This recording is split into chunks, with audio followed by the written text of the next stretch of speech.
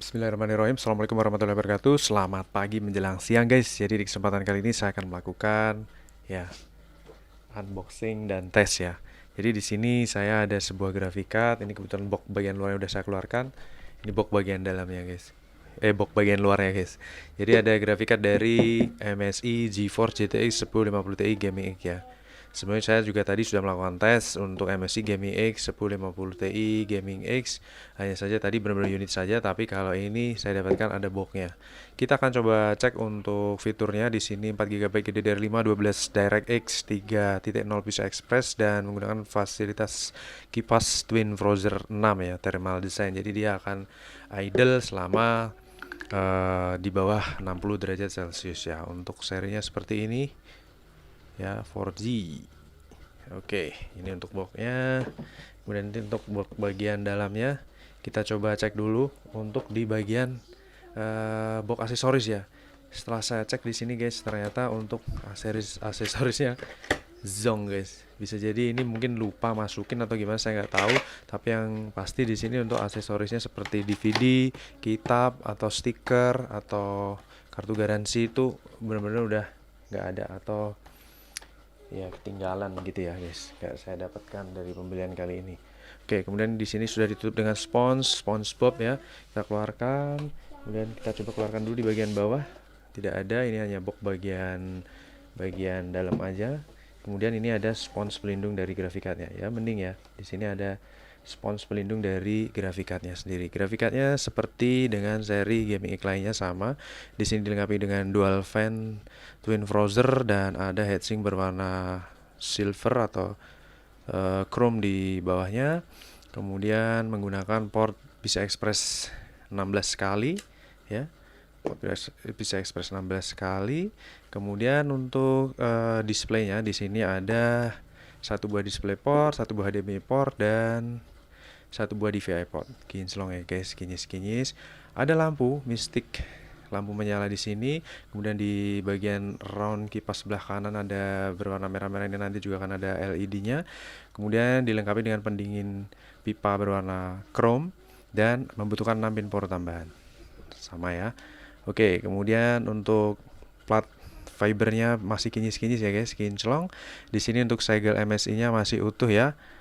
Masih utuh ini guys, aman guys. Kemudian ada segel dari distributor AAA-nya per 2017 ya. Jadi sudah berakhir per 2019 akhir ya. Oke, kita akan langsung pasang dan tes guys. Oke, kita pasang untuk PCI Express-nya. Di sini kita pasang di PCI Express 16 kali seperti yang sudah-sudah ya. Saya selalu melakukan tes grafikat di slot PCI Express 16 kalinya ya guys. Kita tekan sampai tegak lurus sampai ada bunyi klek mengunci dari port PCI Express-nya, kemudian kita kunci bautnya. Di sini ada satu baut pengunci supaya tidak bergoncang-goncang. Kita pasang HDMI portnya. Oke, HDMI port sudah terpasang, mantap. Dan kita colokkan powernya. Ya, saya jelaskan lebih dahulu di sini untuk pin power tambahannya membutuhkan 6 pin power tambahan ya. Jadi PSU teman-teman di sini minimal kalau dari requirement-nya itu di sini 300 watt minimum dengan kondisi ada 6 pin power tambahan dan kondisinya sehat. PG di atas 250 milisecond. Di sini saya menggunakan Intel Core i5, kemudian PSU Cogger CMX 700 watt 80 plus bronze. Mantap ya. Kita nyalakan powernya dulu, sudah kita on kan, dan kita nyalakan listriknya. Bismillahirrahmanirrahim. Mantul jewel terang, Mystic Light menyala, kipas menyala terang, kipas berputar dengan senyap, dan lampu juga menyala dengan maknyus. Oke, kita ke display guys. Mantap. Saya paskan dulu ini. Semoga nggak dengung ya guys.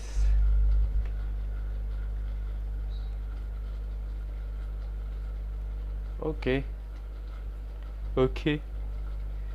Di sini saya tes per tanggal 16 Oktober jam 10.39 pagi menjelang siang guys. Oke. Kita tunggu dulu. Kipas sudah idle ya, sudah berhenti. seperti yang saya informasikan di awal tadi, karena menggunakan teknologi zero RPM, jadi twin frozer maksudnya. Kipas itu akan idle guys kalau suhu di bawah 60 derajat Celcius. Ya, resolusi layar sudah berubah. Kita buka GPU Z dan CPU ID HW monitornya. Mantap jiwa. Oke, saya dekatkan dulu biar tidak mengaruhi fokus. Ya, di sini terdeteksi 1050 Ti MSI ya, dengan kode 14623351 GP107 3300 million transistor. Kemudian menggunakan memori GDDR5 mikron 4 GB 128 bit untuk busnya. Dan Nvidia yang terload secara otomatis base system adalah versi 456.71. Ini yang paling kompatibel dengan graphic card ini di Windows 10 64 bit. Untuk GPU clock, default clocknya sama, clock, tidak ada overclock ya, mantap jiwa. Dan semua fitur ada kecuali ray tracing dan basic. Oke, di sini untuk sensor kita rubah ke current karena sebelumnya saya sudah gunakan untuk tes graphic card yang lain. Tadi juga sempat tes MSI juga. Kita cek.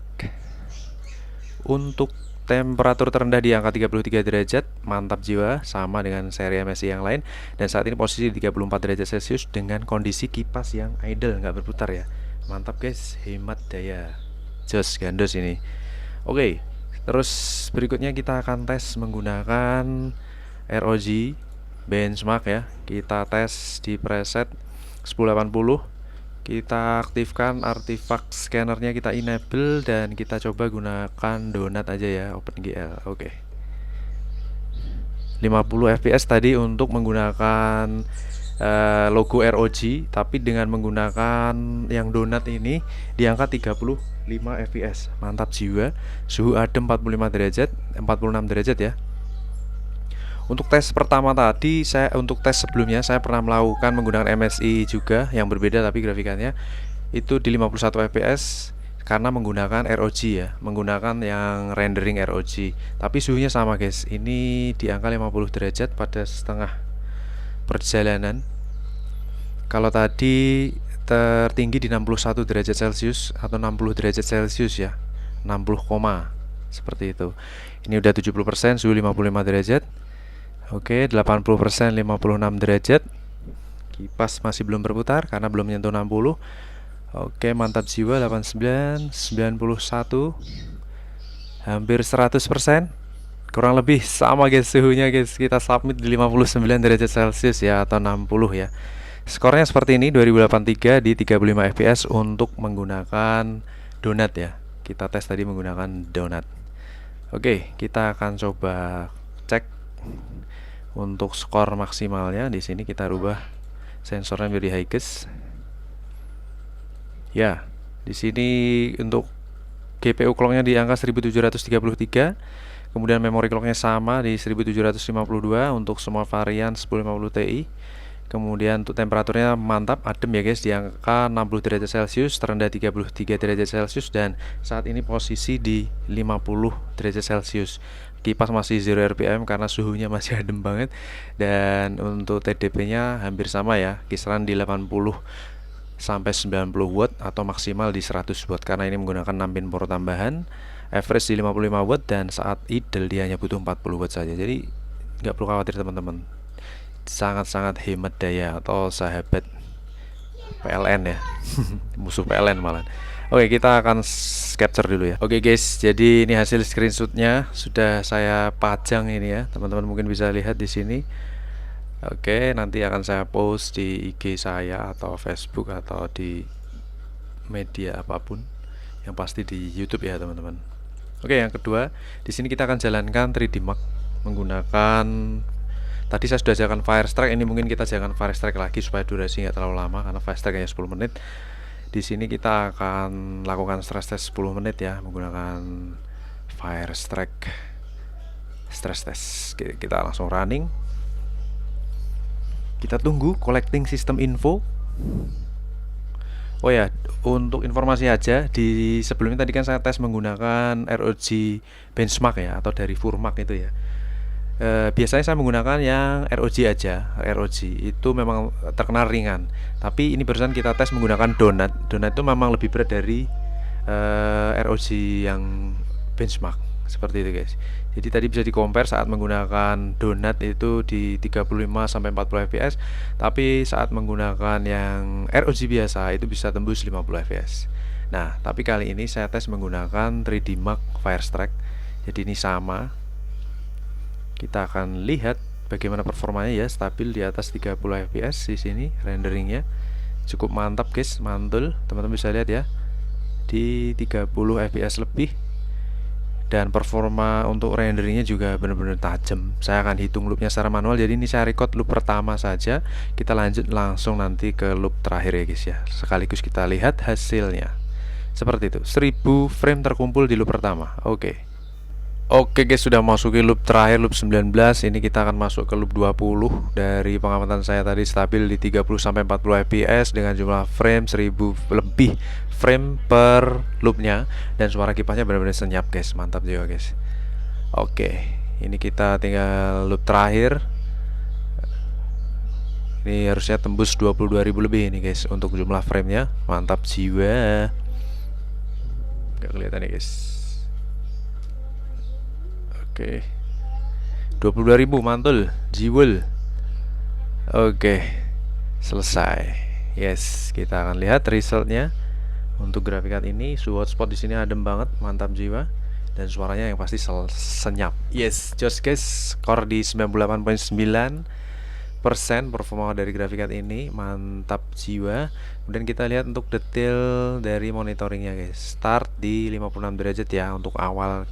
Ini karena saya tes sebelumnya, komputer saya sudah melakukan tes, jadi pengaruh dampak hotspot dari prosesor mungkin juga bisa pengaruh. Ini panas di 56 derajat, kemudian naik 60 derajat, dan tetap sama ya guys, paling tinggi di 65 derajat Celcius.